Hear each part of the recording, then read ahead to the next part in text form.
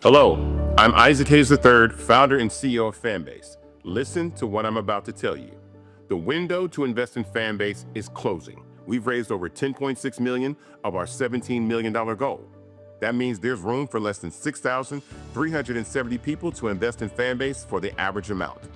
The minimum to invest in Fanbase right now is $399. That makes you an owner in Fanbase today. Go to startengine.com/fanbase to invest. Why? Because current social apps have taken advantage of users for far too long, with content suppression, shadow banning, harmful racist content, and no real tools for monetization and equity. Fanbase has over 1.4 million users and counting, allowing anyone to reach all their following and monetize their content from day one. Social media is the new TV, and whoever owns the apps that distribute that content have the opportunity to own potential billion-dollar companies. While big platforms with uncertain futures are failing to serve their users, Fanbase is stepping up to fill the gap. Don't wait until it's too late. Invest now, invest for yourself and your future. Go to startengine.com/fanbase and own the next generation of social media.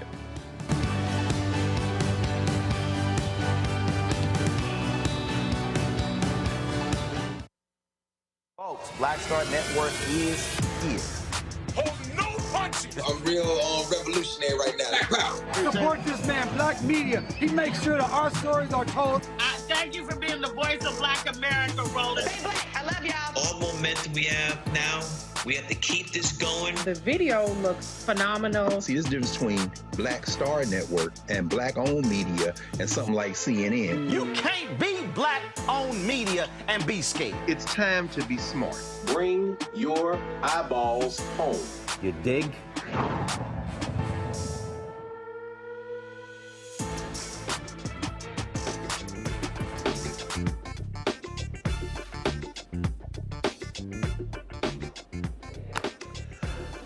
Hey folks, today is Monday, April 28th, 2025, coming up on Roland Martin Unfiltered, streaming live on the Black Star Network. I'm here in Houston. Pastor Ralph Douglas West, the Church Without Walls, had his annual golf tournament. And of course, I'm a member and I stayed here and played. So we're going to chat with him. We're going to talk to him about Bishop T.D. Jakes' huge announcement over the weekend that he is stepping down as senior pastor and turning it over to his daughter and son-in-law. Also, baseball legend Gary Sheffield is here. I'm going to chat with him about all the drama in the NFL. We're dealing with Shedeur Sanders and people saying that Dion was being too much of a father. I know Gary got to say something about that. Folks, we're here in Texas, and a black chef in Dallas gets tased and detained after falsely accused of having drugs. Chef Michael Singleton will be joining us to talk about the craziness that happened in the airport. Also, a black man is suing the Spokane, Washington Sheriff's Office for excessive force for falsely being labeled a trespasser at his own apartment. Donald Trump's Department of Justice, we keep telling y'all, shutting down voting rights cases. More to talk about. In North Carolina, St. Augustine University, getting sued for firing a coach for breach of contract. More drama at that North Carolina college. Folks, it's time to bring the funk. I'm Roland Martin Unfiltered on the Black Star Network. Let's go. He's got it. Whatever the miss, he's on it. Whatever it is, he's got the scoop, the fact, the find. And when it breaks, he's right on time and it's rolling. Best believe he's knowing. Putting it down from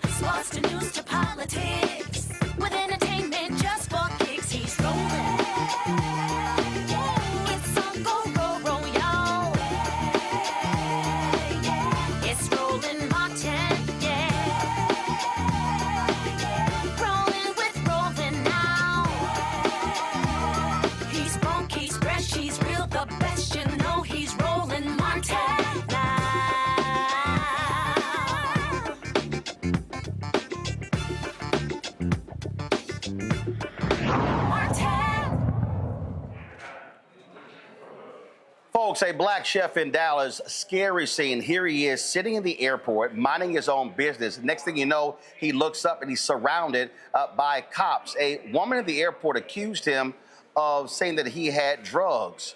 And then this happened. Did somebody take this? I didn't do nothing. My name is Michael Singleton. You have warrant. My name is, I got a traffic warrant. My name is Michael Singleton. I want you to please take this. They arrested me for wrong reasons. No,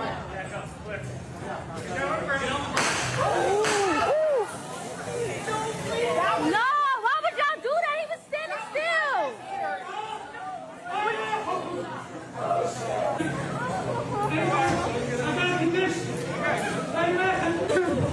Oh my God, my name is Michael Singleton. My birthday's 12/21/71. I have back in Singleton. I have no warrant. I have a traffic warrant for $500. That's fine. You're trying to investigate. No, you said do I have cocaine? I'm not a drug dealer. Man, I'm a suit dog, man. You fucking trying to kill me. Hey, man, I didn't try to fight you. Why you tased me? I wasn't pulling away. They got me on tape. No, I fucking was. Right here. You fucking dickhead, bro. They asked me to put my hands behind my back when I couldn't even fucking move after you fucking electrocuted me. Sit down. You keep telling me to do shit like I can't, you dumb fuck. Come on. Man, fuck you. I just got tased for nothing. Hey, man, somebody please have this on tape. Michael Singleton, back to Michael Singleton. Folks, we're joined right now by that man, Chef Michael Singleton, also Robert Slater, the founder of the Culture Commission Coalition. Glad to have both of you here. But first of all, Chef Singleton, again, set us up. You're in the airport. You're traveling somewhere. Tell us exactly what happened. Well, I was going back home because I travel twice a month back to Oakland. When I say home, I live in Frisco, Texas. You know, I go bring my mother her food because I cook for her because she needs no sugar, no salt. So that's why I was going this weekend because I didn't have an event. And I was just approached by as soon as I was in the tunnel going to the plane, I was approached by the plainclothes officers that identified themselves as narcotics detectives. And they asked to speak to me. I said for what? They said, can we talk over here? And then they proceeded to walk me over to the middle aisle. I mean, the middle of where pre-board was, where everybody was. And then that's when they proceeded to ask me the question. You know, about, you know, everybody seen it, about do I, basically assuming that I have drugs on me. Well, saying we're under assumption that you're possessing of narcotics and cocaine. Okay, so how did they arrive? So, Michael, how did they arrive at that assumption? I don't know. That's what we're going to find out. Somebody said something that I had something on me. I think some white substance or something like that, and then it was a lady on video. She recanted it and said I never said cocaine or something. So basically, somebody told them something that I had drugs on me or something, and they went into action. You know. Robert, what I'm trying to understand is again, cops walk up. They don't see anything. Like, what's the probable cause did they have to search Michael? Mr. Warren, that's what we're trying to find out right now. I have sent a demand letter to the new chief of police of Dallas. No response. We have sent a letter and a complaint to the city. No response. The clock is ticking. There's a lot of answers. There's a lot of questions that are unanswered. Right now, there's nothing to justify why we have narcotic detectives inside the security checkpoint misidentifying an individual when they should be properly identifying real threats to protect our friendly skies. So DPD needs to start answering some of these questions, and that's what we demand. Now, DFW, this took place at DFW Airport, correct? Love Field. Love Field, gotcha. Okay, so that's why I asked, because if it was at DFW, but Fort Worth and Dallas have oversight over that airport. So, so Michael, when they approach you, how did it escalate to the point where you get tased? Well, you know, like everybody's seen the tape. I just basically said that he asked me, can I search you? I said no, and just basically just went into action without I didn't even know why I was being arrested. When I said I have nothing else to talk about, and I didn't know why, and then that's when they went into action.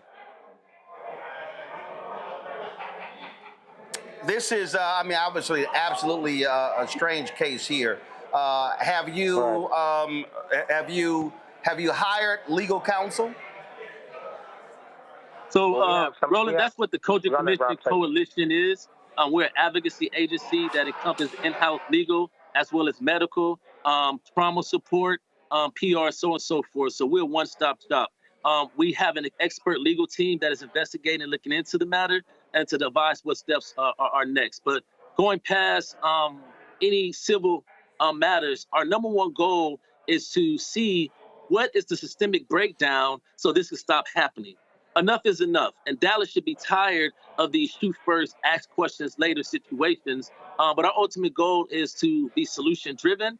And it's great that Mr. Singleton, that is his goal as well. So we will not stop until we look at their training practices and their policies, and that they have a public accountability on his behalf, because Mr. Singleton has not gotten an apology. He has not gotten a reason. And I'll further say that we found out just as recently as 2 hours ago, as they are ignoring our demand for the police report, they turned around and leaked the police report to some media to show one-sided bias. If they keep playing them games, then we will reciprocate in the same matter legally, and also demonstrate and we'll call for everybody jobs that sit in an official capacity for Dallas. All right, then. Well, certainly keep us abreast of developments with this case, because it absolutely is quite strange. Chef Michael, we certainly appreciate it. Thank you so very much. And also, thank you so very much, Robert. Thank you. Thank you for having me. All right, certainly appreciate it. Thanks a bunch. I'm going to bring in my panel right now. Joining us, Dr. Omi Kongo, being a senior professorial lecturer, School of International Service, American University, author of Lies About Black People, How to Combat Racist Stereotypes and Why It Matters. Joining us from D.C., Kelly Bethea, Communications Strategist from D.C., Derek Jackson, Georgia State Representative out of Atlanta. Omi Kongo, I'm going to start with you. I mean, listen, if I'm him, I'm thinking the same thing. I'm boarding a flight. Why in the hell are you coming up on me and asking me these questions? And if you're the cops, you need to have probable cause to accuse somebody of having drugs. Yeah, and, you know, it traumatized not only him, but everybody in that airport. I also was flying in on Southwest Airlines over the weekend, and there's nothing that could have prevented that from or any one of us in these spaces. How does just somebody talking about someone having drugs lead to that? I remember my mother was in a train station once, her PhD from Harvard, and all of that didn't matter. The woman said that she tried to sell her drugs. Cops just went on her assessment and just arrested her. And my father had to go get her out of jail over some nonsense. And at what point do the people who make these accusations have to be held accountable? Because whoever said it, this person's on video, right? And the people who are watching this, if I'm watching that from a distance, I don't know if this brother got shot. I don't know what's going on. And so the fact of the matter is that they can do this. And on top of that, as the brother was saying, just play games with the investigation, not give out any of the police report, probably leaking stuff to Fox and News Nation and the like. I hope this brother gets paid for everything that he feels like he needs to get and more. But what if something happened to him? What if he had a heart condition? Who's taking taking care of his mother. He's flying home to take care of her, and people don't even look at the larger community implications of something like this. I'm very thankful that he's okay, but and also I'm just thinking about all these other people there, just kind of bystanders, just kind of watching. Oh well, I got to go get on my flight. You know, I wish there's a little bit more outrage from the people in the line and the like, but people get too comfortable when these things are happening. And then he's telling him to calm down. Who the hell is going to calm down after just being electrocuted? This is ridiculous, and I have once asked, not surprised, haven't seen this covered anywhere else today, Roland. Look, here's the thing for me, Kelly. If I am this chef and I'm boarding a flight, I fly all the time. I've got 2 million plus miles, almost 3 million miles. And I'm gonna tell you right now, if I'm getting on a flight, minding my own business, typically I got my earbuds in, all of a sudden the cops stop me and accuse me of carrying drugs, I'm gonna be pretty damn pissed off.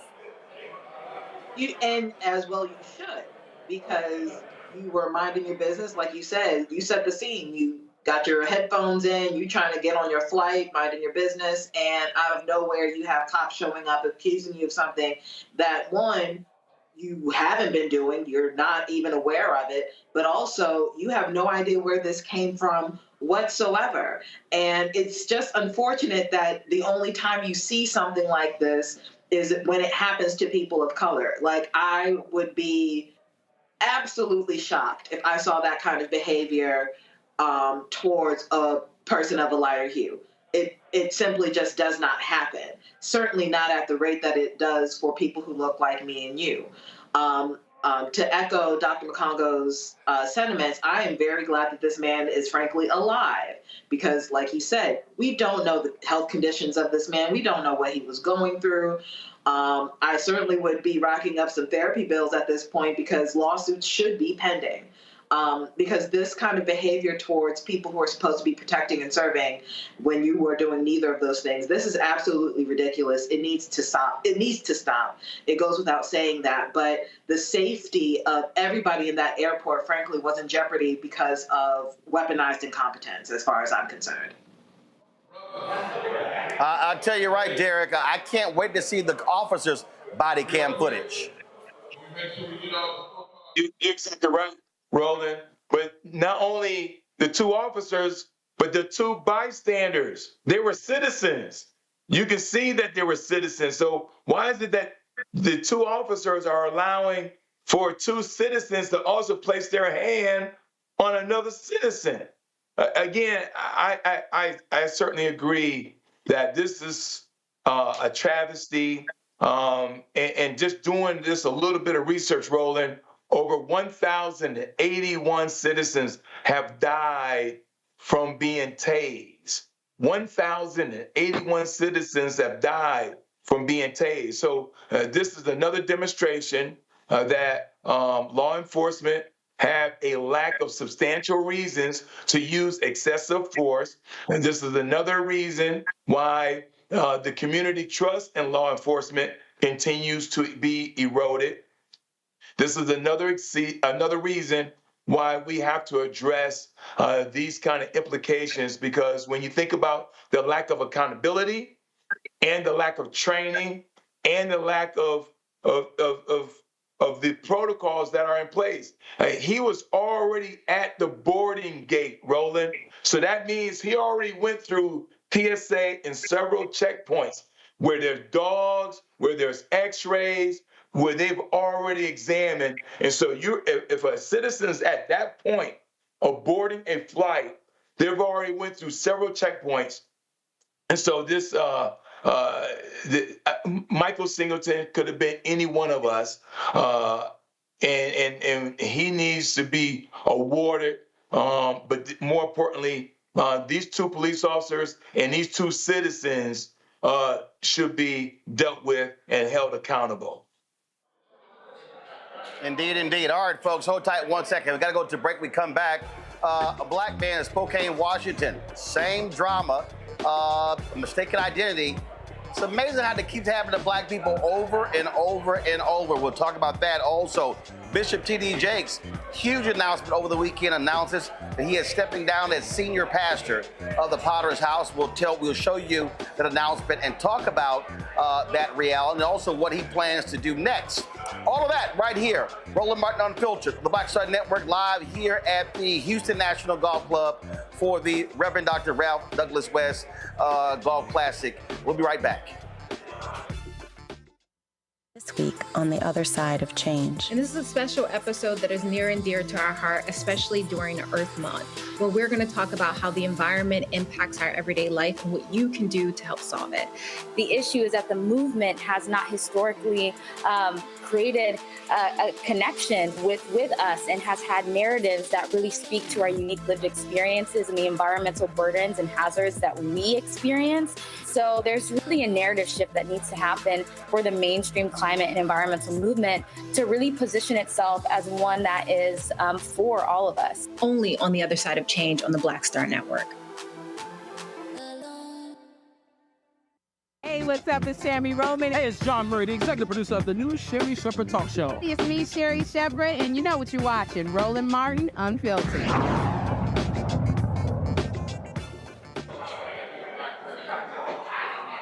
Folks, let's not go to Spokane, Washington. Joshua Clark, a 35-year-old black man, has filed a federal lawsuit against the police department there, against the sheriff's department in Spokane, after he was violently arrested and hogtied outside of his own apartment in 2023. Folks, a clear case of mistaken identity. Deputy Samuel Turner was responding to a trespassing complaint, and he thought that Clark was the man in question. The lawsuit made way for Deputy Samuel's 15-minute body cam video release. We're only going to show you about 3 minutes of the encounter. It turned violent extremely quick.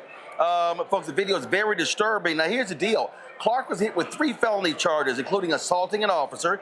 Charges were dropped 5 months later when it became clear that he was innocent, and the real suspect was somebody else. Clark's attorney said the case is about more than one man. They say it is a pattern of aggressive, discriminatory policing for the Spokane County Sheriff's Office and leaves black folks traumatized and fearful of their lives even when they're minding their own business. And again, quite traumatic video. We're going to play it right now.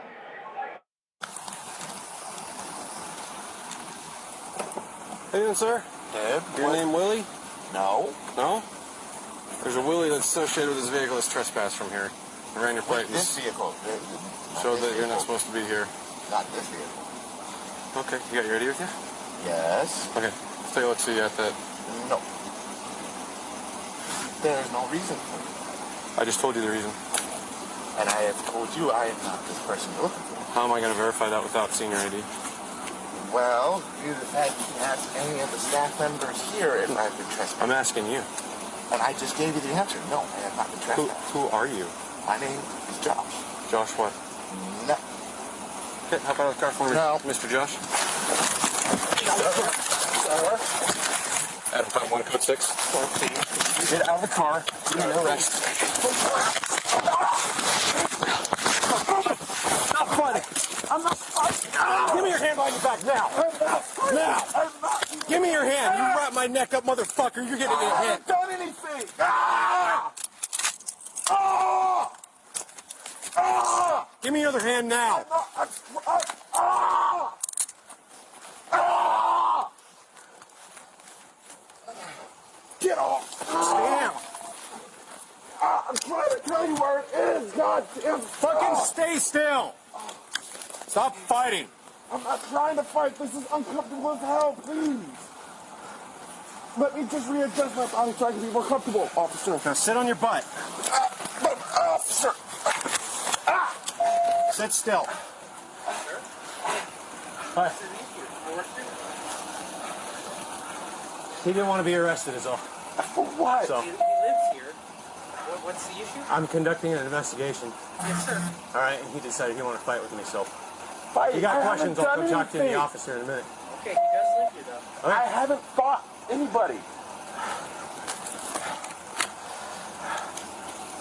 I was trying to ask you a question, officer. Damn. You got one detained. No, I want your name. I want your supervisor. I want your You're under arrest for assault 3rd degree as well. Stand up on your feet. What? Hey! Come over here. No. I have the right to ask for all of it. Separate your feet. Separate your feet. Dude, stop banging your head around. I'm banging my head, you dumb son of a bitch. Get me a Stop fighting, dude. Get me into a cup. I'm still I code want my 6. supervisor. Stay down. I am staying down. I'm trying to look you in the eye. I'm trying to stand you up and you're still fighting me, fucker. Fucker, I'm asking you a question, and you're being a dick. I want your supervisor. You know, Derek, every time we show one of these videos, it is always the same thing with these cops in terms of how they treat folks. They don't de-escalate. And so this is somebody who should never be policing. He should not have a job. And this is what's insane is these cops, they act like thugs as opposed to ascertaining exactly who the proper suspect is. Roland, I appreciate you highlighting these situations. I mean, it's unfortunate, but you're not going to see this anywhere else. The reason why I appreciate you highlighting this because you got to think about the physical and psychological harm to Black people in the United States. He was just sitting in his vehicle, Roland. And so it will be hard for any one of us, including myself, for a police officer to roll up and start asking questions and get out the car when you're not doing anything. So there's the physical aspect, there's the psychological aspect of harm around this, but then we got to explore the consequences of these wrongful arrests. I mean, in this age of anti-DEI, in this age where we don't have a Department of Justice, and I'm sure we're going to talk about later on during the show, that's chipping away around the civil rights protections that we have in this country. And so these kind of incidents, the frequency, unfortunately, is going to get greater and greater because this body camera evidence clearly shows that this law enforcement individual is violating policy. He's violating protocols because this citizen was doing absolutely nothing to in a matter of 2 minutes to go from sitting in the driver's seat to now you're face down on the ground in excruciating pain. Listen, Kelly, the point that Derek makes there is true. You've got a Department of Justice. This Trump DOJ, they're going to give that cop a medal. They're going to praise him. They're going to treat him to lunch at the White House. And this is the problem. Donald Trump has no problem supporting thug cops like this here. And so from a citizen standpoint, the only recourse this man's going to have is a federal lawsuit because he sure as hell is not going to have any charges brought up against this cop under a Trump administration. And that was actually going to be my point as far as recourse is concerned, because frankly, I'm even concerned about the federal lawsuit route on the civil side, because you got to pray that you get the right judge for it. Because right now it just feels like we're in a free-for-all when it comes to justice, how to get justice, who's going to get it, and who's going to be held accountable for actions like this, because everything is up in the air right now. When you do not have a political and moral backbone to say this is wrong, you, a cop who is supposed to be protecting and serving the public, this is wrong.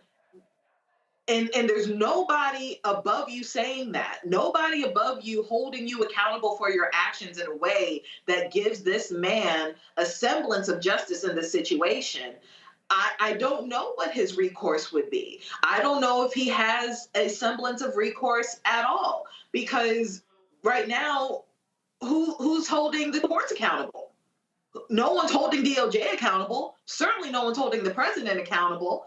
You know, I am gravely concerned for the uptick in incidents such as this, because we essentially have been given permission to, and by we, I mean just generically, have been given permission to do whatever we want in the worst possible way. You know, I'm gonna kind of go again. I mean, it's like Groundhog Day. I mean, it's over and over and over and over and over when we have to do these stories. And people need to understand that this is our reality of being black in this country. And you know what? I keep saying, whether fiscal conservatives, whether people who say we're wasting billions of dollars on police elements, they're always quiet. You never, ever hear them say a word. And they're going to keep staying silent. And that's why we have to keep bringing up these stories. The man is in his car. Anybody who pulls up the registration of this man's car is going to see his name, is going to see his face. They didn't even have to have a further conversation. And the way that they just treated him like a piece of trash, just tossed him around. And, you know, and they're saying all of these things on camera to help them with their case. You know, oh, he's fighting me. And he's like, I'm not fighting you. And then they have the nerve to say, oh, can you stop banging your head against our car? Like, seriously? Like, the things that they feel like they can just put out that people are actually going to buy this, who can actually see what's going on. If we don't record these things, nobody's going to catch them. And these conservatives, they want more of this. And the reason why this is worse, kind of going to the other prior point that was made, because in addition to what we're going to be talking about later with the DOJ has also stopped its investigations into white supremacy into the police departments. And all of these neo-Nazis and other groups who are joining the police so that they can get away with things exactly like this. This is torture. This is torture of this man. I would love to see what the actual picture of the person they were actually looking for, if they were actually looking for somebody, looks like, because the way that they did this man was foul. There's more of it. And I personally don't believe this stuff is on the rise. I believe it's just being recorded more. And I just feel like there's going to be more dismissals now because so many departments, locally, statewide, and nationally, federally, are feeling emboldened by Trump. All right, folks, hold tight 1 second. We come back. We're going to talk about Department of Justice pulling out of more voting rights cases. Also, Bishop T.D. Jakes announces he is stepping down as senior pastor of the Potter's House. All that we're going to cover right here on Roland Martin Unfiltered on the Black Star Network. Support the work that we do. Join our Bring the Funk fan club. Of course, your dollars make it possible. Plus, to cover the stories that matter all across the country. If you want to support us via Cash App, use the Stripe QR code. You'll see it right here. If you're listening, go to blackstarnetwork.com. Click the Cash App Pay button to contribute. You can also use a Stripe for credit cards. Also, you can also send your check and money order. Make it out to Roland Martin Unfiltered, P.O. Box 57196, Washington, D.C. 20037 7-0196.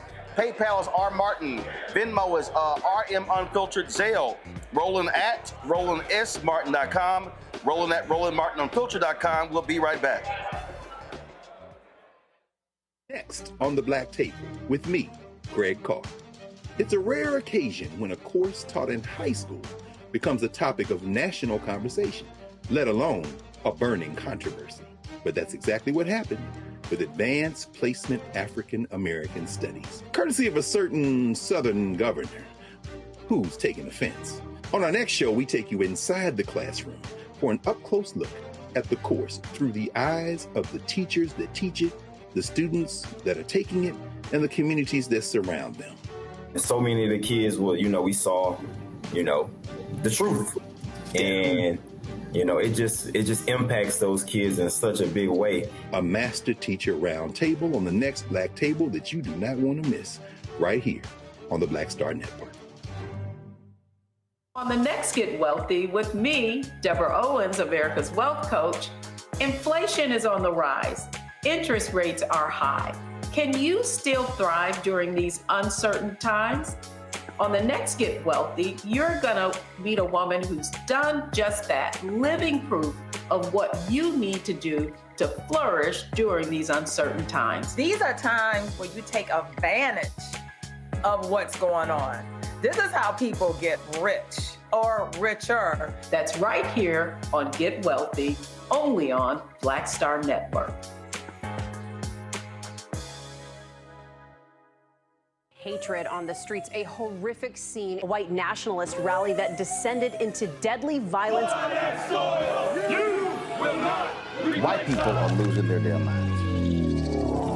As an angry pro-Trump mob storms the U.S. Capitol, we've seen shooting. We're about to see the rise of what I call white minority resistance. We have seen white folks in this country who simply cannot tolerate black folks voting. I think what we're seeing is the inevitable result of violent denial. This is part of American history. Every time that people of color have made progress, whether real or symbolic, there has been what Carol Anderson at Emory University calls white rage as a backlash. This is the rise of the Proud Boys and the Boogaloo Boys. America, there's going to be more of this. Here's all the Proud Boys, guys. This country is getting increasingly racist in its behaviors and its attitudes because of the fear of white people. The fear that they're taking our jobs, they're taking our resources, they're taking our women. This is white fear.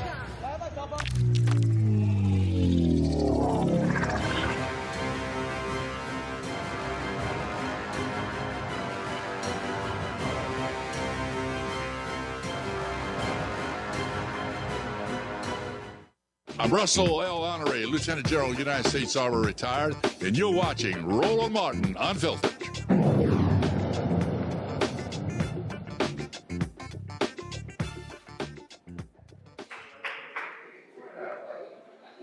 Folks, we told you Donald Trump's Department of Justice does not give a damn about black people at all, and we are continuing to see what has taken place where they are pulling out of voting rights cases, raising significant alarm. Less than a month after Trump ally Harmeet Dillon took over the Civil Rights Division, all senior career managers in the voting section, including Chief Tammy Hagler, were removed from their roles and reassigned to low-level positions.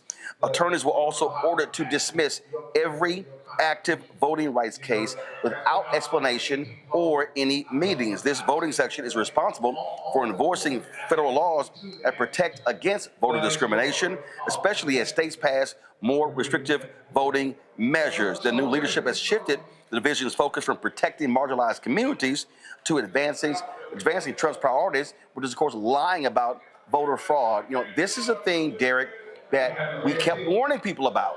We kept warning them about Project 2025 and what was going to happen. So for the people who sat on their ass and stayed at home, for the people who complained about Vice President Kamala Harris, so guess what happens? They're now going to be focused on voter disenfranchisement, removing polling locations. We're going to see more actions by these conservatives taking place all around the country, and the people who, again, stayed at home, who complain, guess what?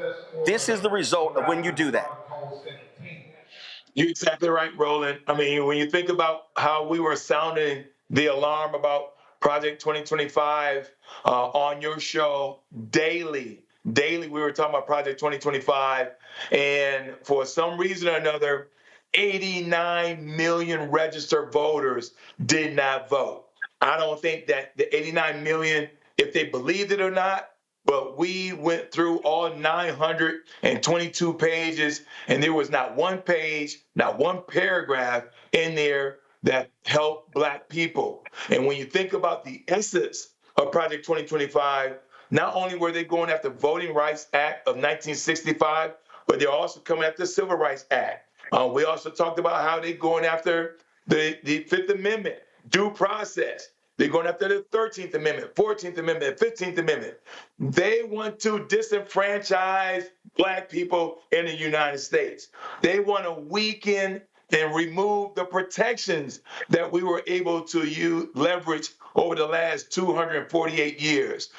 So these are the kind of things that we got to continue to sound the alarm. And again, when you think about democracy, I know we typically use the word democracy in a macro sense, but when it comes down to it, if we can't vote in this country, if we don't have due process in this country, if we do not have civil rights in this country, this is the reason why, as a Democrat, I urge all other Democrats, we got to fight this stuff about when they go low, we got to go high. No, there's democracy at stake. Our voting rights are at stake, due process at stake. And when you have a country that just simply pick up citizens, Roland, and put them on a military lift and take them to another country and put them in prison, that's kidnapping. And so, yes, voting rights is an issue, But there's so many other things that they're coming after us. And you're right, we sound the alarm. And unfortunately, 89 million people, registered voters, stayed at home. Listen, what we are dealing with here, Kelly, is a thug administration, and people need to understand. They don't care about discrimination. They don't care about police brutality at all. They don't care. I would argue that they care about it a lot. I would argue that they are endorsing it. I would argue that they condone it because, like you said, if you're a thug administration, what is the number one way that you present power? You present it through violence. You present it through force. You present it through suppression. And those are the ways in which these police officers, law enforcement, now the DOJ, and the cronies within are exhibiting their power. So, like my colleague said beforehand, this is absolutely something that was in Project 2025. And as we have been saying on your show since the election, the hashtag "we tried to tell you," that is absolutely relevant in this case. It is going to be relevant for the entirety of this presidency because we are going to see time and time again every lie that has been disbanded, every truth that has been illuminated, all of it is going to come to light. All of it is going to affect us. And we did try to tell you the truth. And you decided not to listen because you would rather have a racist bigot than a competent, intelligent, overqualified Black woman for this very same position.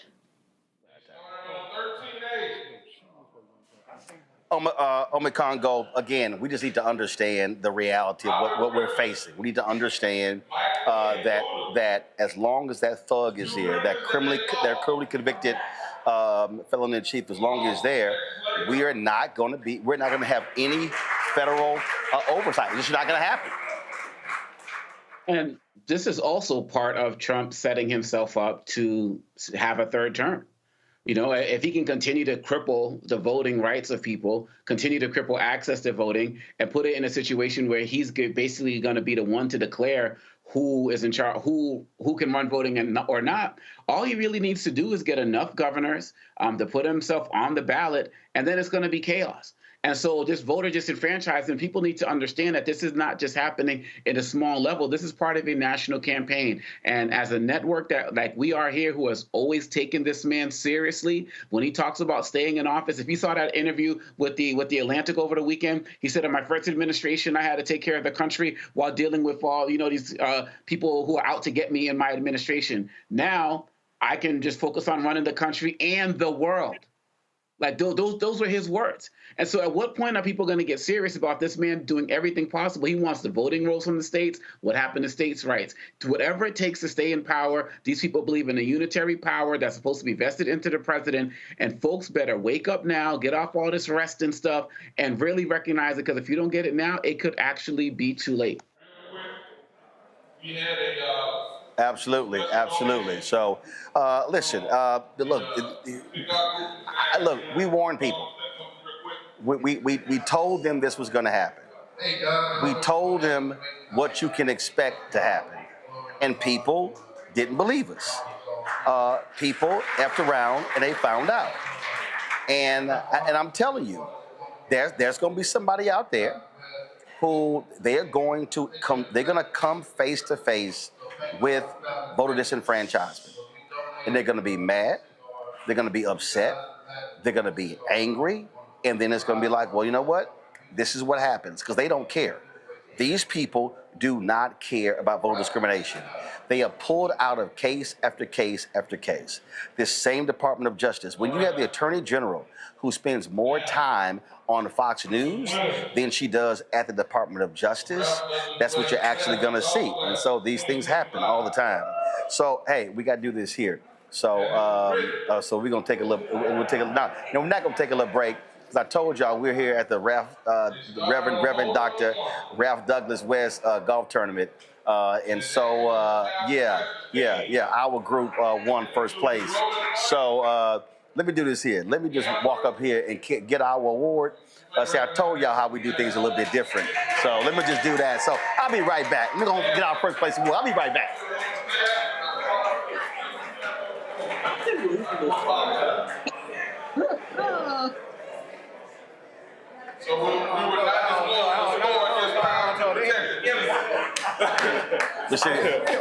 Just want to let y'all know the timing is perfect since I'm live on my show right now. So they all get to see us winning. So, yeah. And I ain't seen Paz since we drove off. Paz blessed us. That was it.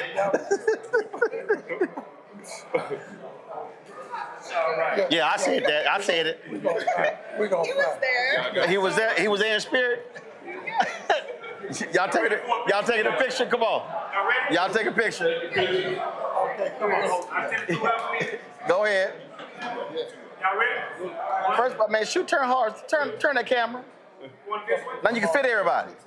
Everybody was in there. 1, 2, and 3. Got it. I sent it to you. All right, you come to the back for an interview in a minute. Hey, real quick, one more. Come on, I gotta go to work. I'm live. Come on, I gotta go to work. Right here with the cameras we paid for. Right. Come on now. Y'all looking at 2 different cameras. There you go. Come on, baby. You got to snap that. I gotta go to work. Come on, man. Come on. Here we go, Pat. I ain't joking. I'm live. Okay, get it from her. All right. Get it from her. What's up? No, seriously, I'm working. Hold on. All right, so I told y'all. Hold, let me go ahead and put my earpiece in. See.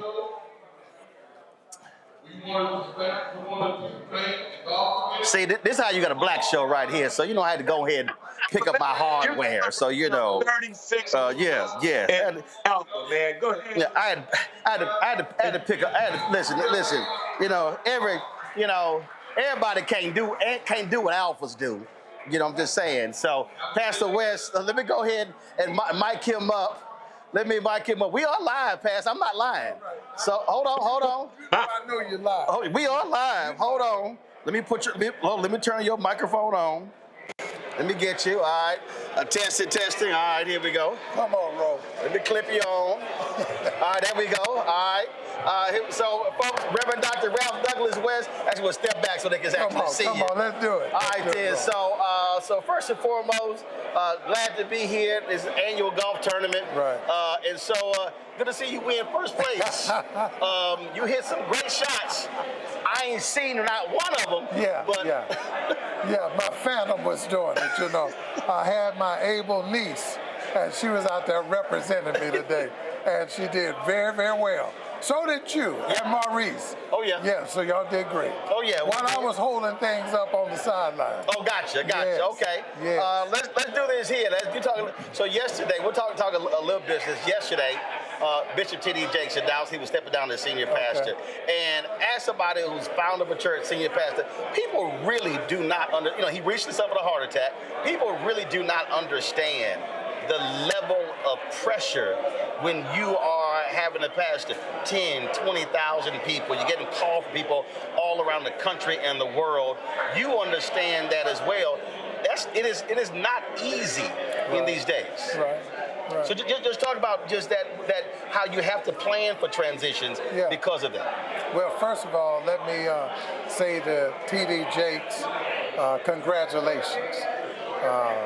That he gets a chance to pastor a church, successfully grow it, and then to be to mentor so many people in ministry. And I think I got word that his daughter maybe. He announced his daughter and his son-in-law are going to become senior pastors. Well, his daughter and son-in-law will succeed him, and so to him, congratulations that he's had a chance to shape that life for the Potter's house. That's number one. Number two, that you're right.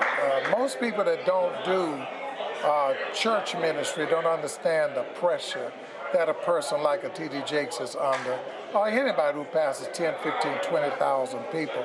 It's beyond just the personal phone calls. It's an institution. And for you to have to care for that many people, you have to build a team around you that really has pastoral care. You know, that's the question that people say, how do you minister to that many people? Well, you minister through that many people through ministering to people to minister to that many people. I remember when Pastor Wesley, when he announced, this was a couple of years ago, right. He announced, if I do not take off right now, right. I'm out of here. Right. And folks were stunned, and he said, I am spent. There's nothing more that I can give. And he stepped away from a sabbatical. Yeah. You know, people, you do that when it comes to the summer, things on those lines. Right. People really don't get that a pastor of a church is a 7-day-a-week job. Yeah. And you got to know when to step away. Yeah. Well, let me say, I appreciate you bringing that up.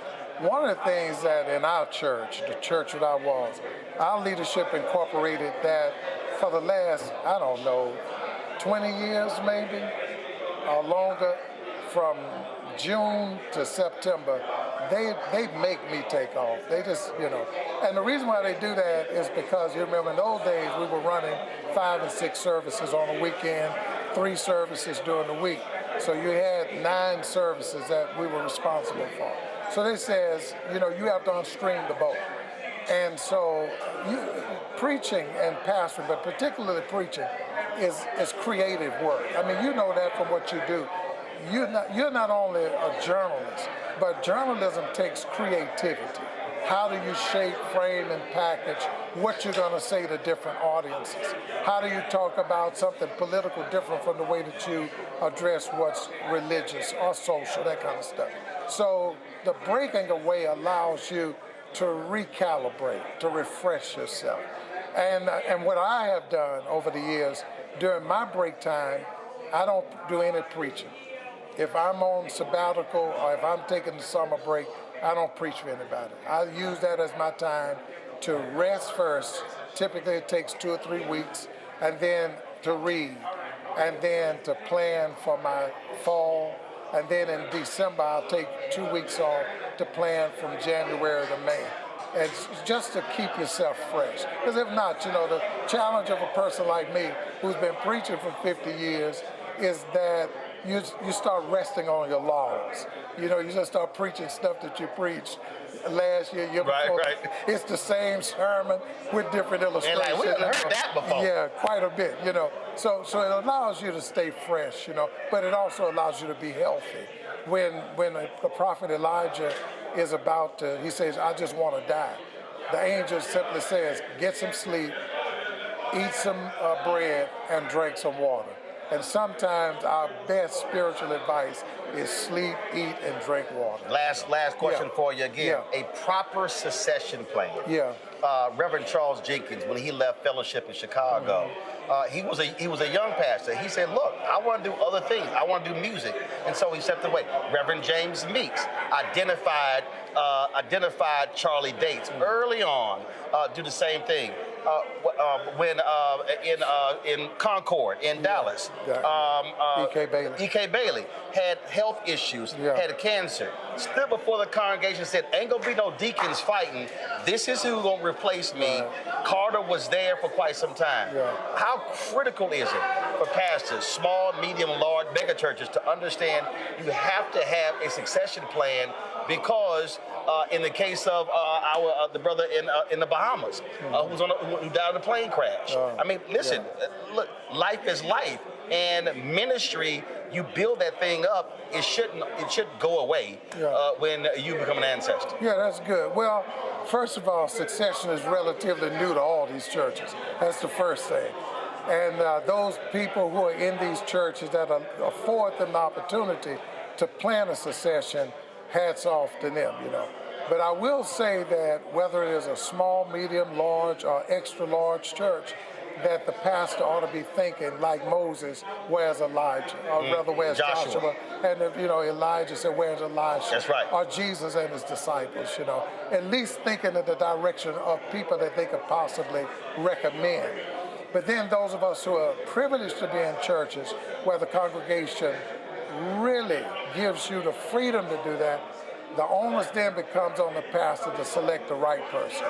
As much as we may want our sons or daughters to succeed us, They only succeed if that is the person that God really has selected for that congregation. And who can move that church forward. Absolutely. Move it forward, sustain it, grow it, nurture it, strengthen it. So yeah, succession, I would say, for everybody listening on the broadcast tonight, it would be prayerful about it. Start talking about it early, about possibilities, who these people could. Because what happens if the people that you want to choose feel like they've been called to do something else? So who then would be the persons that you're thinking about that could succeed if they're not, if your a choice is not the right one. Right. Sometimes God works through the second best, That's good. Well, Pass, I appreciate it. I came home for my dad's 78th birthday. And when I was watching YouTube, the service, I said, well, look, the tournament, I can just stick around on Monday. Absolutely. So I'm glad I did that. So I'm always glad to be home here at Church Without Walls. Man, good to have you here.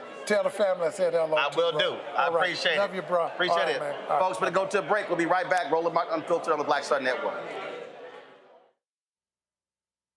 On the next, A Balanced Life, we're talking about the stress of stress and trigger warnings, looking at those areas in our lives where we often don't turn the page or turn the corner, but giving us the ability to really take a deep dive and look at who we are, the people around us, and the ways in which we're triggered. A lot of times we are so stressed out because we are trying to control things that are outside of our sphere of control. That's all next on A Balanced Life on the Black Star Network. This is Tamala Mann. And this is David Mann. And you're watching Roland Martin Unfiltered.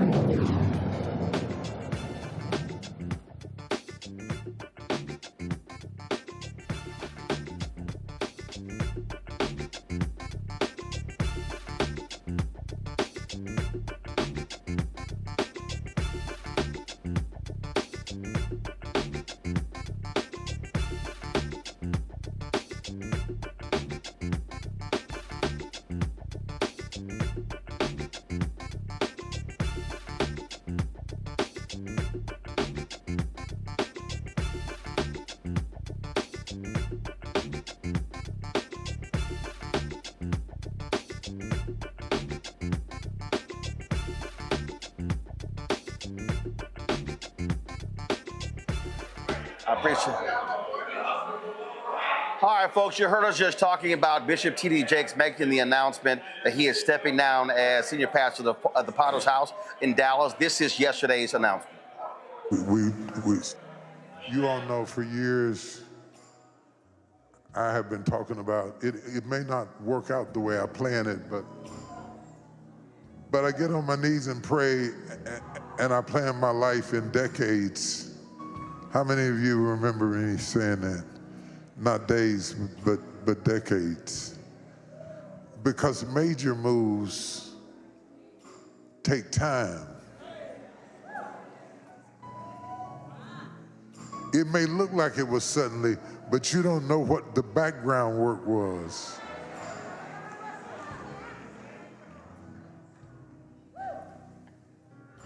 About 6 years ago, I started talking to Pastor Torrey and Pastor Sarah because I did not want all that I had spent my life and your life and our lives building to get old and go with us. This is a generational.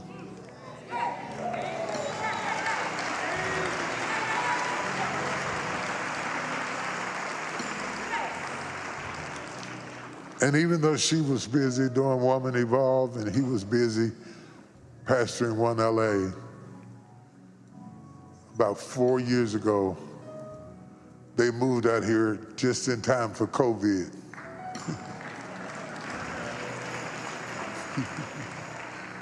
God has a sense of humor. He throws you in the water and then says, swim. So for the last 4 years, they have been swimming. I talked to the board because I was concerned. I have seen too many men build something and stay so long that they kill what they build. What you gotta understand is it's not so important that you just know when to grab a hold.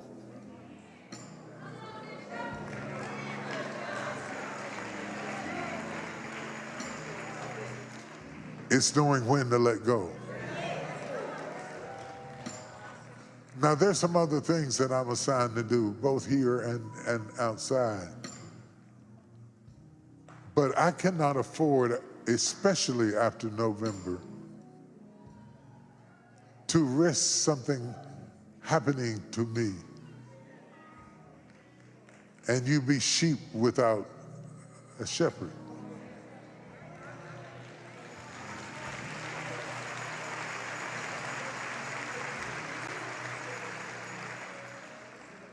I cannot afford to let all the work of all the saints living and dead to hold this so tight, so long that I wither away. So I'm suggesting to you, I'm recommending to you that you receive Pastor Torrey and Pastor Sarah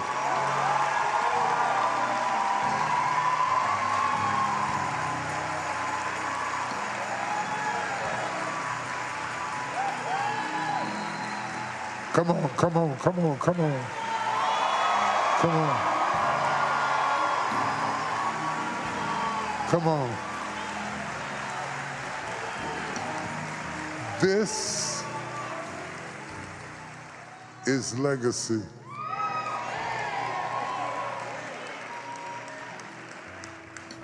Not because they're kin, but because they're the kind. They've immersed themselves into the DNA of this church for years. Sat quiet, preached. What you didn't know from November forward, they've been running the church anyway. Folks, that was Bishop T.D. Jakes making the announcement yesterday that his son-in-law, Pastor Teray, and his daughter, Sarita, would be taking over as senior pastors. I'm going to go to, I'll start with you, Kelly. This is a significant announcement. We're talking about, this is a worldwide ministry. The Potter's House is not just a Dallas-based ministry. Bishop Jakes moving there more than 30 years ago, coming from West Virginia to setting up shop there in Dallas. National ministry, international ministry, traveling all across the world. Look, he's 67 years old.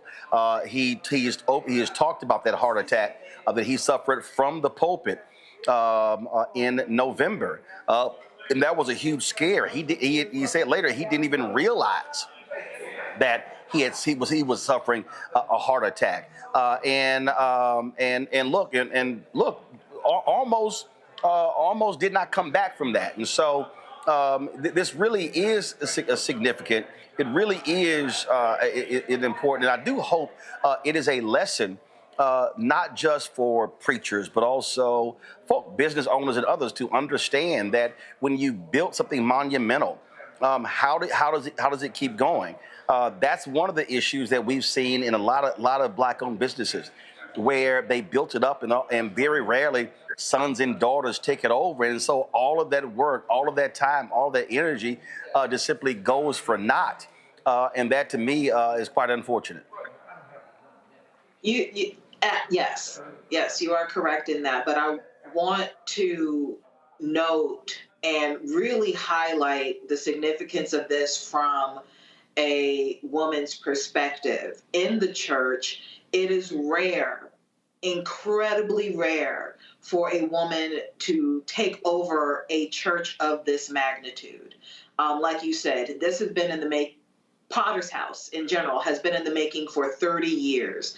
And in those 30 years, and before those 30 years, during those 30 years, and certainly after these 30 years, there has been attacks on women leading congregants, not because they're not able, not because they haven't studied themselves approved, but because there is toxic patriarchy within the Christian community, within Christian leadership, and it runs rampant. Doesn't matter what your denomination is, doesn't matter what your race is, it doesn't matter. In the religion itself, there has been, it's certainly within Western Christianity, an undercurrent of toxic patriarchy, such that women have not been able to lead in the way that they could and should. So for Bishop T.D. Jakes to not only recognize that, but to flip it on its head and trust his daughter, who has more than studied herself approved, who has more than shown herself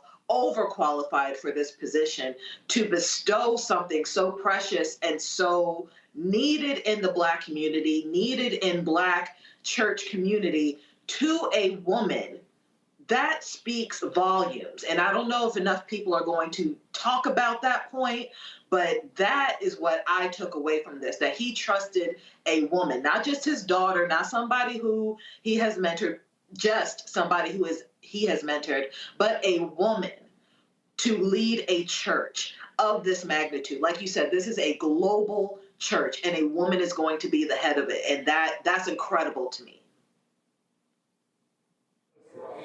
I think back on the Congo to the point that Kelly makes there. Billy Graham, Reverend Billy Graham, it leaves the ministry to his son Franklin Graham. But the real preacher in the family is Ann Lutz. The person who really, and if Ann Lutz was a man, oh no doubt she blows Franklin out of the water. Franklin ain't even an actual preacher. Okay, so the real person who truly follows in the footsteps of Billy Graham is his daughter Ann Lutz, but she's a woman. And that's how Franklin Graham was able to take the mantle of his father's ministry.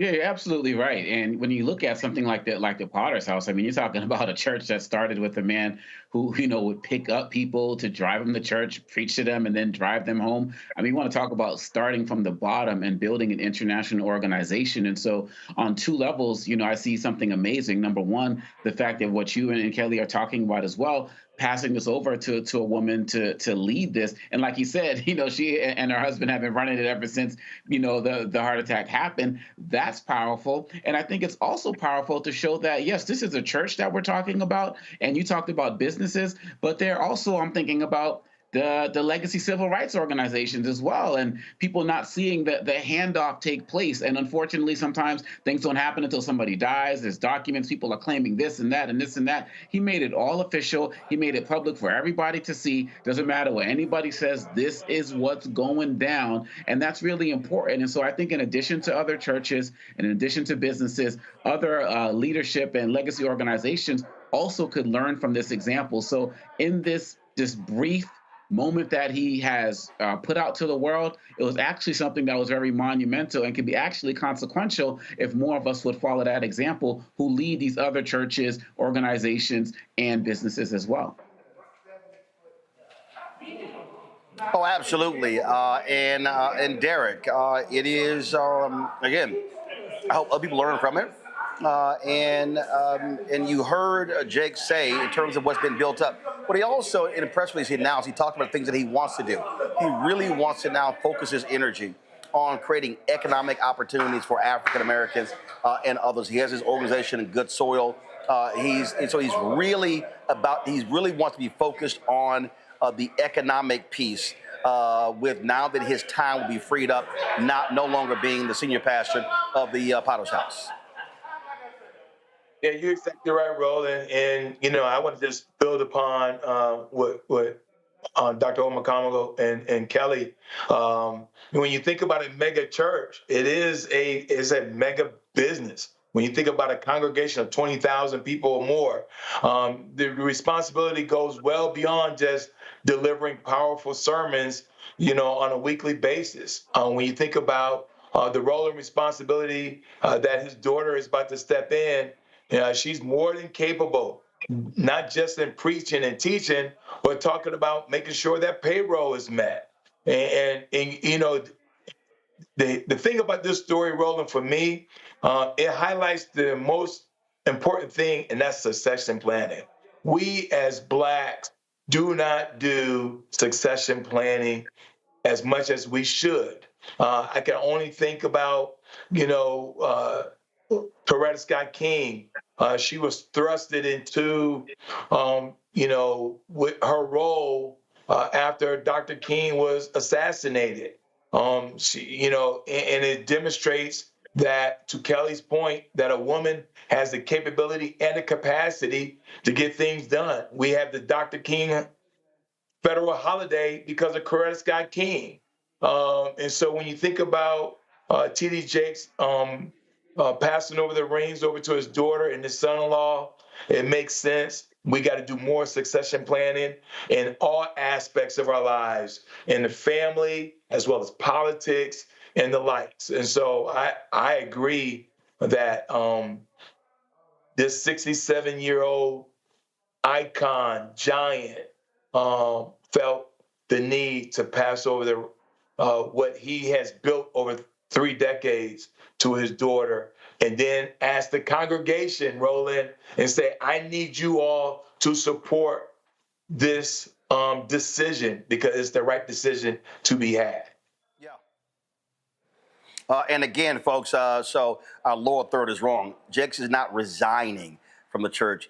He is retiring as senior pastor. And so that language is actually, the distinction is really important. All right, got to go to a break. We come back. Bishop William Barber, repairs of the breach, were arrested simply for praying at the U.S. Capitol. We'll show you what took place and hear for what he said afterwards, speaking at the Supreme Court. You're watching Roland Martin Unfiltered on the Black Star Network. Support the work that we do. Joining our Bring the Funk fan club. The goal is to get 20,000 of our fans contributing on average $50 each a year. It's $4.19 a month, 13 cents a day.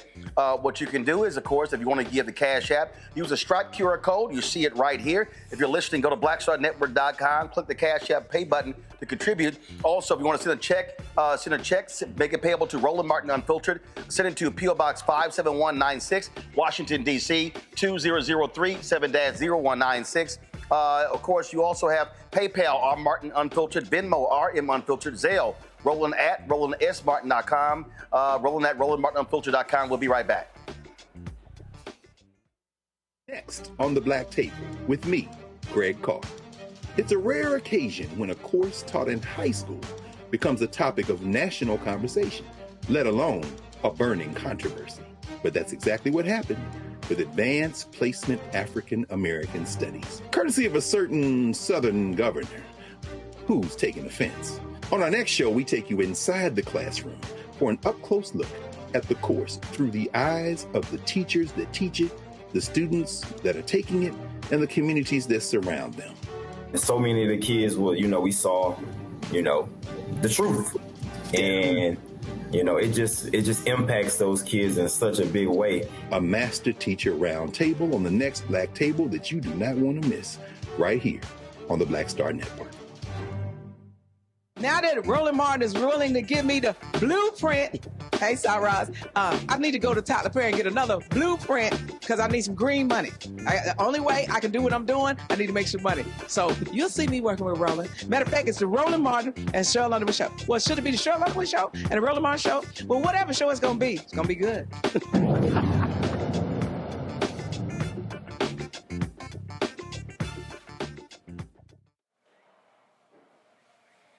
Folks, Moral Mondays came to Washington, D.C. today, Capitol Hill. Bishop William Barber and repairs of the breach. Remember, they did this in North Carolina, really changed that state. They are focused on the budget. The Republicans are looking to gut services all across this country. And so they came to the U.S. Capitol to pray. And guess what? They end up getting arrested. Now, remember, when a conservative came to play a guitar there. Oh, lawmakers are walking up to him like it was no big deal and encouraging him. But literally, they actually arrested these religious folk for praying in the U.S. Capitol. Here's what happened today in the Rotunda.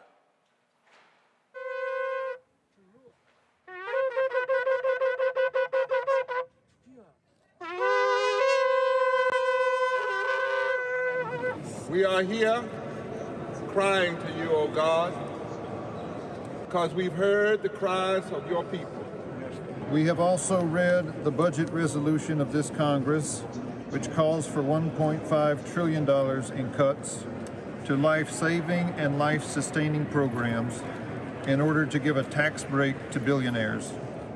Deliver us, O Lord, never from the deceptive lie that says our nation will be better off if those who have little get less and those who have too much get more.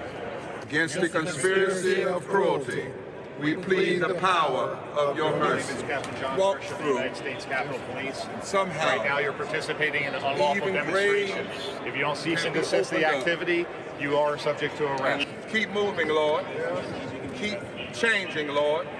Warnings have been given. If you do not want to be arrested, you must leave the area. Move outside. That area. That way. Doesn't matter if you're pressed. Outside, sir. This way. Everybody outside the building.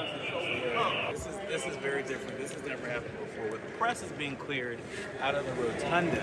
Come on, let's go. Keep walking. Police zone. Let's go. It's closed now. Let's go. If you don't keep walking, you'll be arrested. In the rotunda. Right? Keep walking. You want to close? Yeah, let's close the door. Keep moving. Keep moving back. Keep moving back. Is there a reason why you're closing the door? Is there a reason why it's a police line. It's a police line? Yeah. What do you think of that? So this has never happened before. We're here in the Capitol Rotunda, where even the press was told that we have to push out and away. All right, guys, you guys go down there, please. Down the stairs. All right. This way. Stop pushing. You can go down there. Down the stairs, please. Let's go, folks. Go. Out of the building. Let's go. They're not allowed in there right now. Press isn't allowed in. No press is allowed in? No. Folks, let's go. Keep moving down the hallway now. Sir, if you keep doing this, we're going to have to lock you up, okay? You're active demonstration in there. Told you about 10 times already. But I'm not actively demonstrating. You're staying here. We've asked you to leave, so you are part of the group.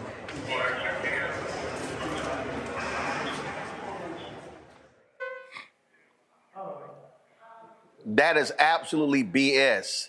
Religious folk praying, they call it an active demonstration, and then you see they don't give a damn about the First Amendment. They kick reporters out of the Capitol Rotunda. Well, before that action took place at the U.S. Capitol, there was a news conference taking place outside of the Supreme Court. A number of people spoke. This is Bishop Barber. This is not, Moral Monday has never been about just kind of a justice fellowship where we come to feel good. We come to cry. Not just cry out. But if in this country right now, you have people and you're watching them get up in the morning and the only thing they can think about is how many people they can hurt, and they got the power, at least the temporal power, that's a time for mourning. That's right. It's a time for us to, the first move in any nonviolent type of protest is, first of all, you got to get your facts so that you're not focusing on personality but policy and the real problems. And second of all, you have to make sure, as we did on Ash Wednesday, that your adversary actually knows what's bothering you. You don't just start doing things. You actually have to have the kind of redemptive hope that you believe if you show the folk the fact, they would change. And you can't be frivolous about that. They may not, but you have to believe in that possibility, because if you give up on humanity, then you're doing the same thing they're doing. Part of what it means to be a nonviolent movement is that if I didn't believe in the possibility of my worst enemy becoming my best friend, I'd stop preaching. I wouldn't put on robes and crosses and stuff. Wouldn't be any need. Now you say you're naive. No, I said believe it. Because if you don't believe it, then your prophetic moral witness doesn't have power. That's right. Because you're living in a kind of nihilism which will destroy any hope that you have. In the scripture, Ezekiel was told by God,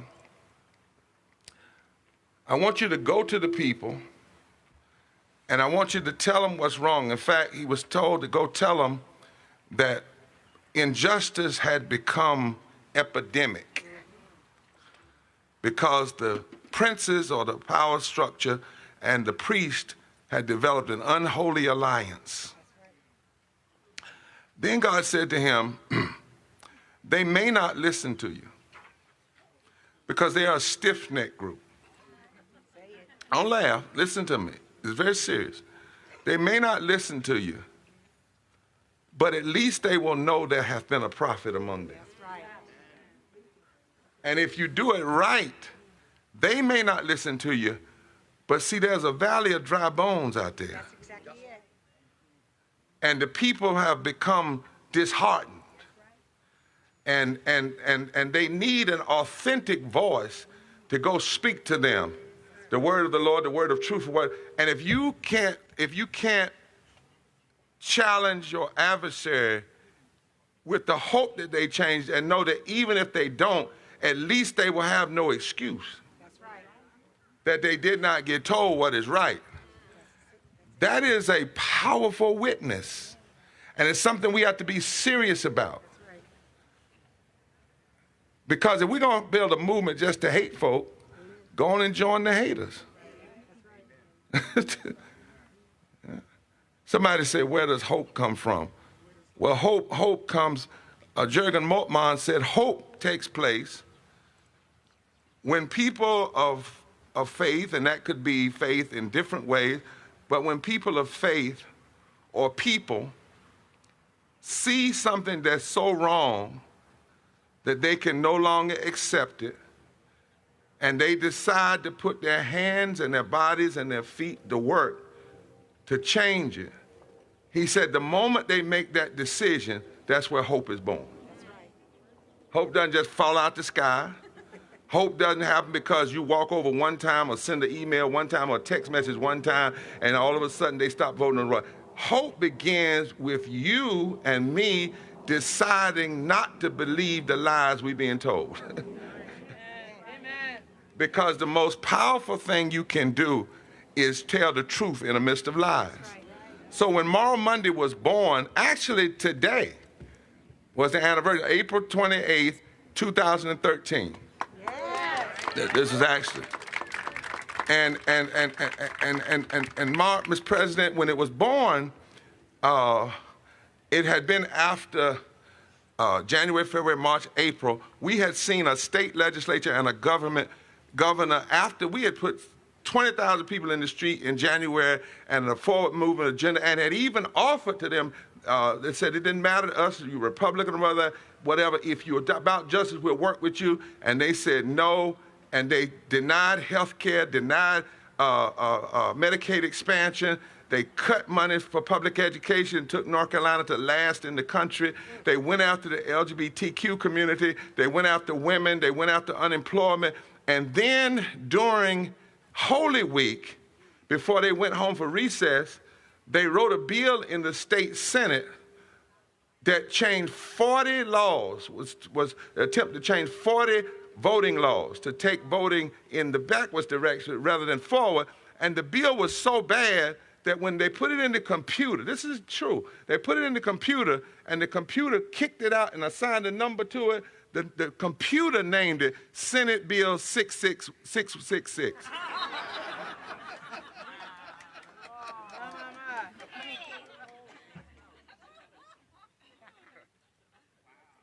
Now, you laugh about it, and I get that, but part of the problem, the reason they even got to write that Bill 666 is because in years prior, when Democrats had the chance in North Carolina to expand voting, they didn't do it. And when Democrats had a chance to block, see, moral movements have to tell truth both ways. Moral movement don't tell truth one way. The sword of the word cuts on both sides. How did they get the power to do that? In 2010, there was a redistricting plan when Section 5 of the Voting Rights was still in place, and it was pre-cleared, even though 4 years later the court said it was racism with surgical precision. Now, if it was racism with surgical precision 4 years later, it was racism with surgical precision 4 years earlier. That's right. But in an attempt to compromise and play games, Democrats allowed it to go through, and then that created this super Tea Party pre-mega majority that then writes Bill 6. So all of us need to repent. That's exactly right. Right? And so what happened is, Dr. Jackson, is when they wrote that Bill 666, they set it to the side. And this is what they said. They said, now we're going to wait until the Supreme Court makes its decision on the Voting Rights Act. And when the Senate and so what we said was, we can't wait. And we may not have the votes to stop them, but just because the Supreme Court of this world makes a wrong decision, it doesn't stop the Supreme Court of God from not standing up for the right decision. Folks, that's called moral leadership, and of course Bishop William Barber. So it was Bishop Barber who sent me this tweet earlier. I want y'all to check this out here. This Jack Jenkins posted this tweet. Reminder, when right-wing activist Sean Fulton held an impromptu evening worship service in the Capitol back in 2023, police occasionally walked in to speak with lawmakers participating, but no one was arrested. Isn't that quite interesting? The actions that Bishop Barber is engaged in, Derek, I think is critically important because the budget cuts Republicans are trying to unleash really is about damaging the poor, the disenfranchised, and the needy in this country in order to provide tax cuts to millionaires and billionaires. Roland, if they go through with this $1.5 trillion tax cut, that's trillion with a T, $1.5 trillion tax cut, it's not only going to devastate a lot of citizens, both our elderly, our retired, and our children, but the disabled as well.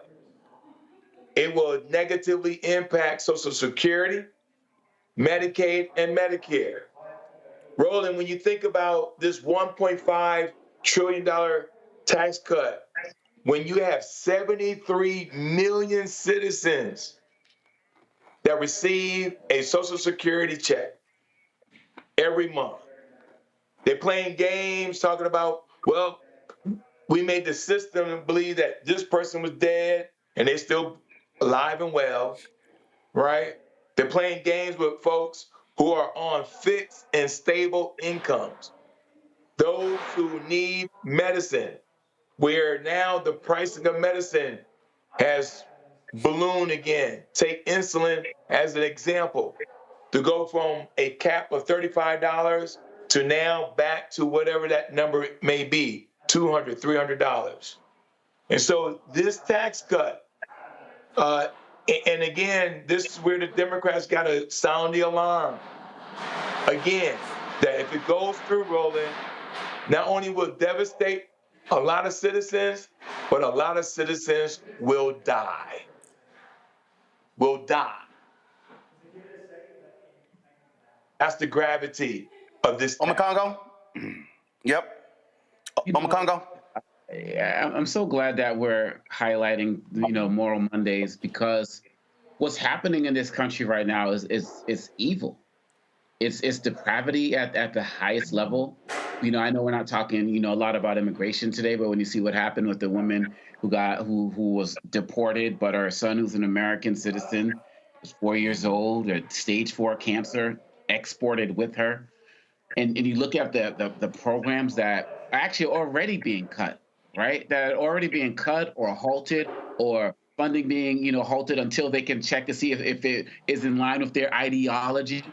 They are killing people. And we should have paid more, not we here, but as a country, we should have been paying more attention when this started happening with USAID. But the Trump administration is so strategic because they know that they always go after groups and organizations or parts of the world or parts of communities that people don't care about. And not enough people were caring about people dying in Zimbabwe or Sudan or Argentina because of USAID money that got chopped up.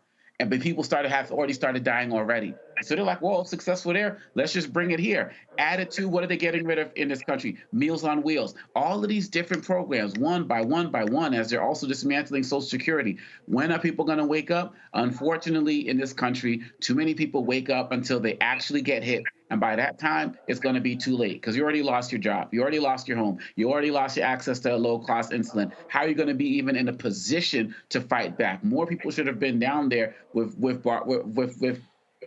everybody who was there as part of Moral Mondays getting arrested. And if the cops didn't come, it wouldn't even have been a big deal. They weren't making as much, quote unquote, noise as that musician who you showed earlier. People were going about their business, but they want to make these things points. They want, just like that judge they arrested in Milwaukee, they want to make these points that they are in charge. And we're not going to keep stopping. And so much props to Reverend Barber and everybody who was out there, as well as the press who documented this for us. Kelly?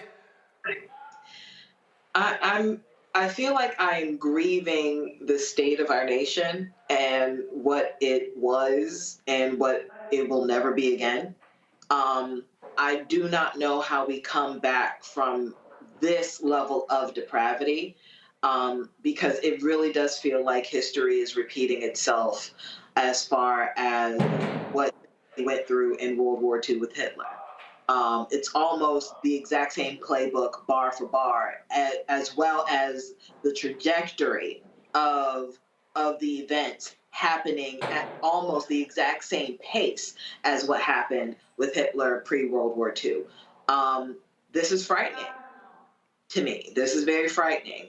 And I appreciate the highlighting of this issue.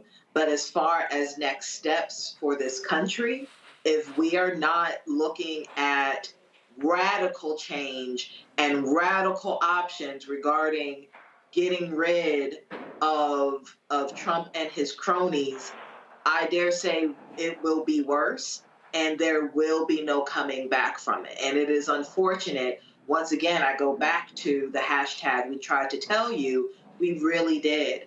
And I mean, ironically, I have to pray for this nation, probably not at the rotunda of the Capitol, but certainly elsewhere, in order for anything to change. Well, absolutely. All right, folks, a couple other stories that we want to get to that jumped out at us, folks. Really sad news out of Memphis, Tennessee, but the historic church, of course, that had so many different meetings and gatherings during the sanitation workers strike, burned to the ground. Significant damage. Clayborn Temple, which had been under renovation, located in downtown Memphis, was the organizing focal point for Dr. King's final campaign in Memphis in '68. Fire officials responded to the early morning alarm to find the church engulfed in flames, located just south of Beale Street. Clayborn Temple was built in 1892 as the Second Presbyterian Church and originally served an all-white congregation. In 1949, an African Methodist Episcopal congregation purchased the building and renamed it Clayborn Temple. Before the fire, the church was undergoing a $25 million restoration project, which was scheduled to be completed next year. And again, just some really sad news, because they were working so hard to restore that church. Now it all begins anew. Also, remember we talked last week, Variety and New York Times were sort of questioning, could Ryan Coogler's movie Sinners make its budget back, which was stupid. When you make $60 million your opening weekend, you're going to do well. Check this out, folks. Second week in a row, they pulled in $45 million, okay? That was only a 6% drop from Easter weekend debut. That is the smallest drop in any genre since Avatar in 2009. It is unheard of for what has been categorized as a horror movie, and it's already grossed $120 million domestically, a $90 million budget. This right here is phenomenal. Derek Omekongo, Kelly, first of all, any one of y'all see the movie? Twice. Again. Yep. All right, so say it again, Omekongo. So Kelly said twice. Omekongo, you saw Derek, you haven't seen it? This weekend. Yeah, Derek, you like me. Well, you like me. I'm planning on going to see it at the IMAX. Because first of all, we've been busy.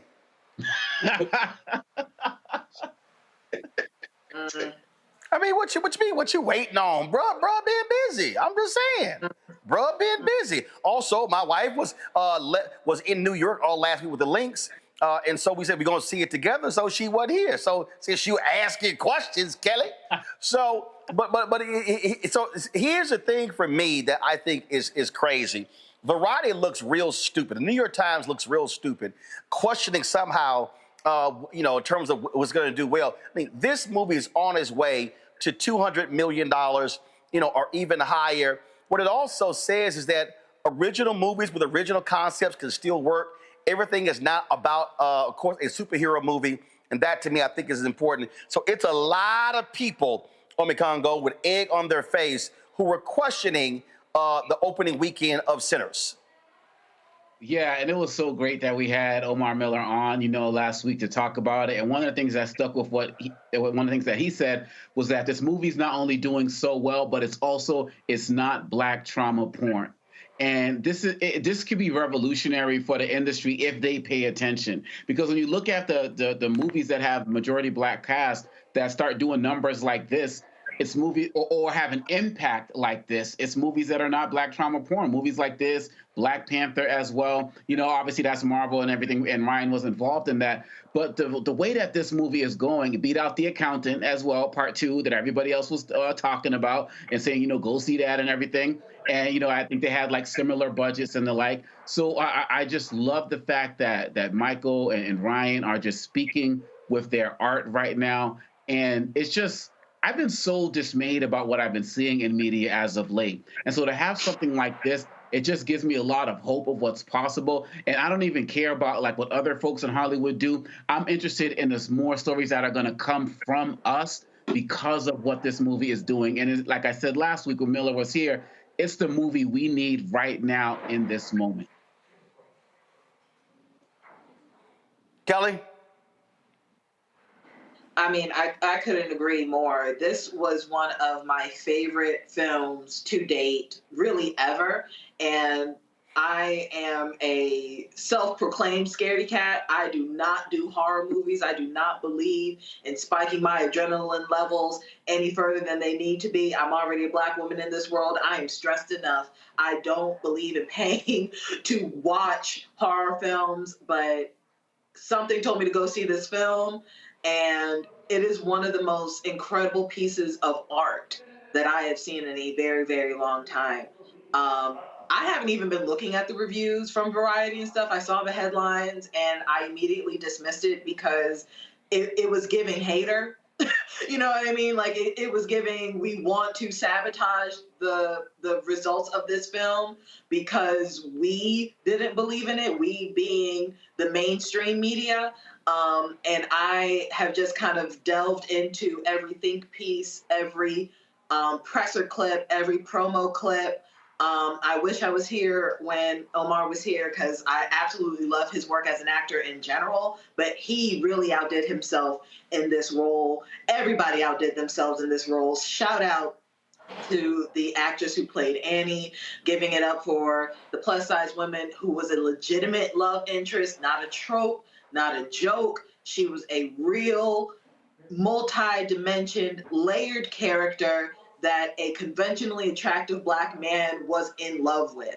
You don't see that enough. I don't see that enough. And that alone was enough for me to see it not once but twice. I might see it a third time in the different formats that Ryan Coogler outlined that he showed the film in. Again, I can't talk about it enough without giving spoilers, but if you haven't already, go see this film. It's incredible. I love it, and I'm ready to see what else it's going to do as far as numbers and impact in culture. Derek, there's a lot of Hollywood media people looking real stupid for what they were writing about just a week ago. Roland, and listen, I have not seen the movie yet, Kelly, but it is on my wife and I to-do list because our schedule has been crazy. But when you think about the narrative, Roland, I just noticed that these same folks didn't do the same thing to Quentin Tarantino movies, right? I mean, it just always, folks always demonstrate that there are two sets of rules in our society. It's the same thing that, you know, they want to beat up on Coach Prime with Shador, but you didn't do that with Archie Manning with Eli, right? And so this falls in that same category. It's the same playbook that they continue to do over and over again. Ryan is a genius. He was a genius when even Marvel didn't give him all the budget that he needed for Black Panther, but it still turned out to be a blockbuster #1 box seller. So we're looking forward to go and see it, Sinners, before this week is out. All right, folks, that's it for us. A lot we're going to talk about tomorrow. First, we're going to talk about St. Augustine University, another lawsuit against them. Also, we talked about law enforcement. We warned everybody. Donald Trump has released another executive order where he wants to give protection to cops. He ordered the Attorney General to create a legal mechanism to indemnify them. Oh, and all those law firms that cut deals, they're going to be required to represent the cops pro bono. Oh, we're going to break all this down tomorrow on the show. Also, the Philadelphia Eagles went to the White House today, winning the Super Bowl. A bunch of Black players and others did not show up. But what's causing a lot of attention is Saquon Barkley, where he told folk he didn't want to hear them complain about him playing golf for Donald Trump. I said a couple of things to him on Twitter and Instagram. I got a lot more to say to his ass tomorrow. Yeah, it's going to be a little busy show tomorrow. I'm back in the studio, and y'all know I'm going to be ready to bring the funk. Derek, Kelly, Omekongo, I appreciate y'all being on today's show. Thank you so very much, folks. Thank you so very much. And again, let me thank the Church Without Walls, Brook Hollow Baptist Church, Reverend Dr. Ralph Douglas West for holding the golf tournament. And again, for the folk, in case y'all missed it earlier, see, when you got golf skills, this is what happens when you got skills. You win first place. So this ain't the first time I've won first place in a golf tournament. It won't be the last time. So a lot of y'all out there be talking all that smack. Bring your ass. Come on. If y'all want some of this, I'll happily take your rent or your mortgage money or your lunch money if you keep running your mouth. All right, folks. If y'all want to support the work that we do, join our Bring the Funk fan club. Here's the way you can support our show. Give via Cash App. Use the QR code for Stripe. This is it right here. If you're listening, you could also use that for, of course, credit cards. Senior checking money order, P.O. Box 57196, Washington, D.C., 20037-0196. PayPal, again, make checks payable to Roland Martin Unfiltered. Roland Martin Unfiltered. P.O. Box 57196, Washington, D.C., 20037-0196. PayPal, R. Martin Unfiltered. Venmo, RM Unfiltered. Zelle, Roland at RolandSMartin.com. Roland at RolandMartinUnfiltered.com. Download the Black Star Network app, Apple phone, Android phone, Apple TV, Android TV, Roku, Amazon Fire TV, Xbox One, Samsung Smart TV. Of course, get my book, White Fear, How the Browning of America is Making White Folks Lose Their Minds. Available at bookstores nationwide. Get the audio version that I read on Audible. Also, download the app Fanbase. You can also get that. Download the app Fanbase, Apple Store, Android Play Store, or when you want to invest, go to startengine.com/Fanbase. For more information, startengine.com/Fanbase. Also, you heard me say it a little bit earlier. Yesterday was my 36th Alphaversary. That's right. 36 years ago, I crossed the burning sands into the only real fraternity. The rest of them are youth groups, including those folks in my control room who belong to those other little groups. So again, shout out to my LBs, John Williams, Freddie Ricks, Paul Stafford, and of course, one of our my LBs, he died. Actually, he died on the 10th anniversary of us crossing. That is Kevin Roberts. He passed away in a plane crash, and so he's in the Omega chapter, but he played with us at Texas A&M University. Shout out to my LBs on our 36th anniversary, the Epsilon line, Pi Omicron chapter, Texas A&M University. So shout out to our Alphaversary. All right, folks, that's it. I'll see y'all tomorrow from the nation's capital, from the Black Star Network studios. Until then, holla! Black Star Network. No punch! I'm real revolutionary right now. Thank you for being the voice of Black America. All momentum we have now, we have to keep this going. The video looks phenomenal. See, there's a difference between Black Star Network and black-owned media and something like CNN. You can't be black-owned media and be scared. It's time to be smart. Bring your eyeballs home. You dig?